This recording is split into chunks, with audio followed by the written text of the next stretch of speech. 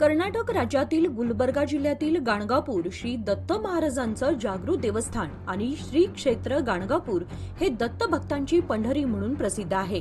येथे दररोज लाखो भक्त येत असतात। भीमा आणि अमरजा नदीच्या संगमावर स्थित हे तीर्थक्षेत्र भक्तांचे व्याधी निरसन व आध्यात्मिक अनुभवासाठी प्रसिद्ध आहे। तथापि या परिसरात नदी काठावर भाविकांनी फेकलेले हार, फुले, नारळ आणि कपडे यामुळे घाणीचे साम्राज्य पसरलं असून दुर्गंधी सुद्धा पसरलेली आहे। कर्नाटकासह महाराष्ट्र आणि आंध्र प्रदेशातून मोठ्या संख्येने भाविक दर्शनासाठी येत असतात। भीमा आणि अमरजा नदी संगमकाठी वसलेल्या या पवित्र स्थळी भगवान श्री दत्तात्रेयांच्या पदस्पर्शाने पावन झालेलं हे स्थळ आहे।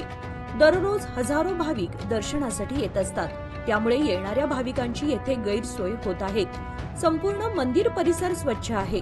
दरम्यान येथील नदी काठावर भाविकांकडून नदीच्या पात्रात हार, फुले, नारळ, कपडे इत्यादी साहित्य टाकले जातात। मात्र यामुळे सर्वत्र घाणीचे साम्राज्य पसरलं असून परिसरात दुर्गंधी पसरली आहे।